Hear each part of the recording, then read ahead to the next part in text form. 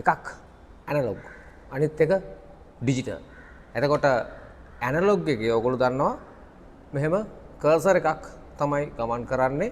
Digital එකේ numbers වලින් තියෙන. එතකොට ඩිජිටල් වලින් තියෙන එකේ අපි දන්නවා අපිට කැමති රේන්ජ් එකට අපිට අවශ්‍ය රේන්ජ් එකට දාගත්තාම මෙයා නම්බර්ස් වලින් මේකේ ඩිජිටල් විදිහට ඉලක්කම් වලින් පෙන්නනවා රීඩින් එක.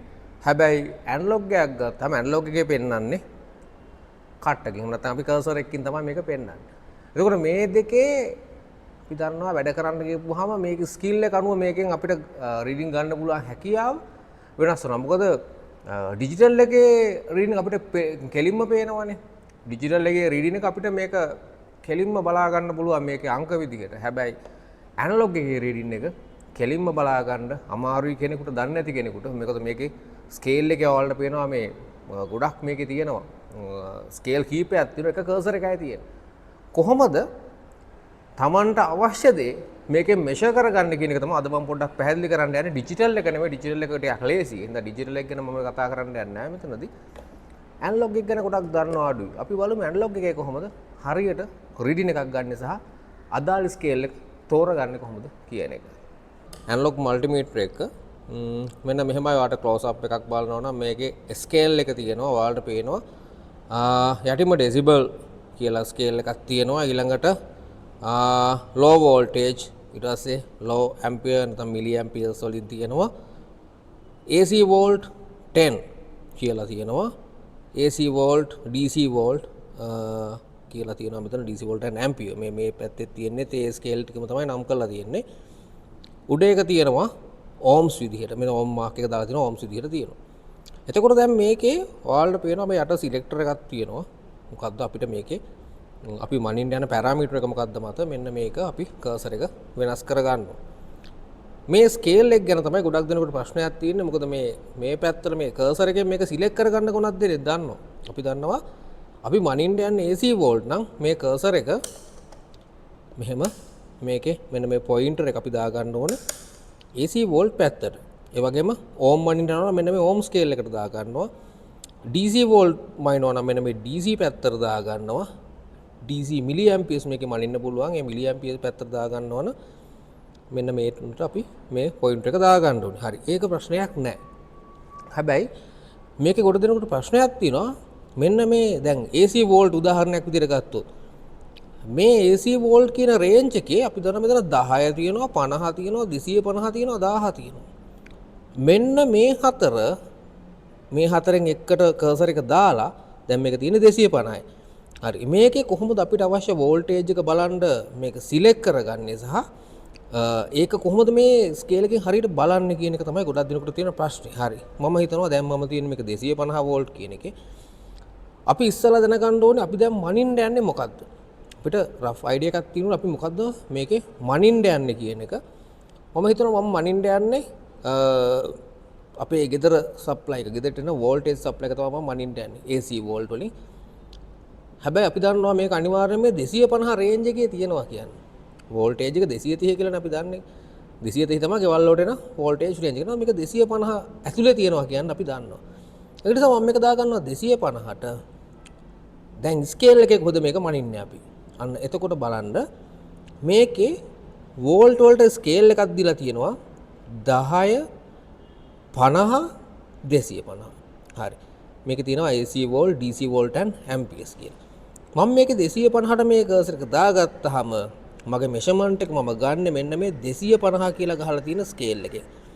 0 50 100 150 200 250 කියන රේන්ජ් එක. එතකොට මේක සම්පූර්ණ වෝල්ට් මෙතෙන්ට මේ කර්සර් එක දාලා මේකට අපි ප්‍රොබ්ස් ගහලා ගත්තට පස්සේ මේ දෙකට ප්‍රොබ්ස් දෙක ගහලා ගත්තට පස්සේ මේක මේ කට්ට උපරිම වෝල්ටේජ් එක 250ක් ආවොත් උත්ක්‍රමණය වෙන්නේ මෙන්න මෙතෙන්ට. ඒ කියන්නේ මේ පොයින්ට් එක තමයි 250ට පෙන්නන්නේ. හරි. එහෙනම් 230 බලනකොට අපි මේකට ගහලා මෙතෙන්ට දාලා 250 230 බලනකොට අපිට පේන්නේ මෙන්න මේ 200යි ඊට 230 මෙන්න මේ හරියට වගේ පෙන්වන්න ඕනේ. හරිද? අන්න එහෙමයි ස්කේල් එක තෝරගන්න. හරි. දැන් මම යනවා නිකන් ට්‍රාන්ස්ෆෝමර් එකකින්. දැන් අපි හිතමු 15 වෝල්ට් විතර වෙන වෝල්ට් 15ක් විතර එන AC ට්‍රාන්ස්ෆෝමර් එක අවුට් එක මයින්නවා කියලා. හරි. එතකොට අපි දන්නවා ඒක අනිවාර්යෙන් එන වෝල්ටේජ් එක සාමාන්‍යයෙන් අඩු වගයක් එන්නේ. අඩු වගයක් කියලා කියන්නේ එතකොට වෝල්ට් 20කටත් අඩුයි වගේනේ. හරි. එහෙනම් මේකේ කොහොමද රේන්ජ් එක සිලෙක්ට් කරගන්නේ? මේකේ යටම තියෙනවා 10යි. 10ට දැම්මොත් අපි මනින්න යන වෝල්ට් එක 10ට වැඩිනේ. ඒක නිසා මම මේක 50ට දාගන්නවා. 50ට දාගත්තාම මං ගන්න මෙන්න මේ මැද ස්කේල් එක. බිඳුවේ ඉඳන් 10 20 30 40 50. මෙන්න මේ ස්කේල් එක තමයි මම දැන් තෝරගන්නේ. හරි. 50ට දාලා මේක මම මේක මනිනකොට මගේ වෝල්ටේජ් එක 15යි නම් බිඳුව 10 20. එහෙනම් 10යි 20යි අතර අගයක් මට පෙන්නයි වෝල්ට් 15ට. අන්න ඒ වගේ මේක හරි ලේසි මේ අදාළ තැන් වලට යොමු කරගන්න ඕනේ. හැබැයි ඔයා හිතනවා දැන් මෙහෙම දෙයක්. ඔයා දන්නේ නැහැ දැන් මනින්න යන වෝල්ටේජ් එක කීයද කියලා. මේක ලොකු ගාණක් වෙන්නත් පුළුවන් පොඩි ගාණක් වෙන්නත් පුළුවන්. හරි. ඒ වෙලාවේදී ඔයා මේක දන්නේ නැති දෙයක් නිසා ඔයා මේක අනිවාර්යයෙන්ම දාගන්න ඕනේ මෙන්න මේ 1000 කියන තැනට. අපි දන්නේ නැහැ මේක වෝල්ට් කීයද කියලා 200 තියෙද සමහරට 400ක් දන්නේ නැහැ. අපි යනවා මනින්න මෙන්න මෙහෙම. හරි. අන්න ඒ අවස්ථාවේදී අපි 1000ට දාලා බලනවා රීඩින් එක කොහෙද කියලා. දැන් ඔයාලට තියෙන ප්‍රශ්න තමයි මේකේ 1000 කියලා එකක් නැහැනේ පේන්නේ. 10 තියෙනවා 50 තියෙනවා 250 තියෙනවා. හැබැයි මෙහෙමයි. 1000 කියන එකට මෙතන ස්කේල් එකක් නැති වුණාට ඔයාලා දැනගන්න ඕනේ 10 තියෙනවනේ. හරි. මේක 10ට බෙදලා තියෙනවා. එහෙනම් 1000ත් බෙදන්න 10ට. එහෙමනම් මේකේ 1 කියන එකෙන් 100ක් වෙන්නවා. 2 කියන එකට 200ක් වෙන්නවා. 100 කියන එකට තමයි 1000ක් වෙන්නන්නේ. එහෙනම් ඊට දාලා රීඩින් එක පල්ලෙහාම ස්කේල් එකෙන් ගන්න පුළුවන්. නැත්තම් දැනුමක් තියෙන කෙනෙකුට 50න් ගන්නත් පුළුවන් මේක. 250න් ගන්නත් පුළුවන්. මොකද මේ 1000 කියන එක මේ සංඛ්‍යා දෙකෙන්ම බෙදන්න පුළුවන්. අන්න ඒ විදිහ. ලේසිම එක තමයි 10න් ගන්න. මේකෙන් අපිට හොයා ගන්න පුළුවන් මේක එක සෙන්සිටිවිටි එක මත අපිට ගන්න පුළුවන් මේක. හරි. හැබැයි අනිවාර්යයෙන් මේක මතක තියාගන්න අපි මල්ටිමීටර් එකකින් මනින්න පුළුවන් වෝල්ටේජස් තියෙනවා. බැරි වෝල්ටේජස් තියෙනවා. මම උදාහරණයකට කියන්නම්.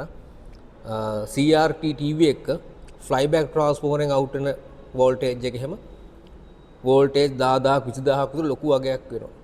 එතකොට ඒ වගේ එකක් මේ මල්ටිමීටර් එකකින් චෙක් කරන්න බෑ. මේකට අදාළ විශේෂ උපකරණ තියෙනවා. ඒ වලින් තමයි චෙක් කරන්න වෙන්නේ. ඒ වගේ තමයි වාහනයේ ඉග්නිෂන් කොයිල් එකෙන් අවුට් වෙන වෝල්ටේජ් එක.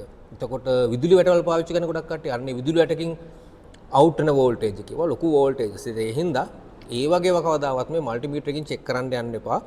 ඒක නිසා ඉස්සෙල්ලා පොඩි දැනුමක් තියාගන්න තමන් මනින්න යන්නේ මොකද්ද? මේකෙන් ගොඩක් ලෝ වෝල්ටේජ් විතරයි මනින්න පුළුවන් වෙන්නේ. ඒ වගේ. එතකොට මේකේ තව රේන්ජ් එකක් තියෙනවා ඕම්ස් රේන්ජ් එක.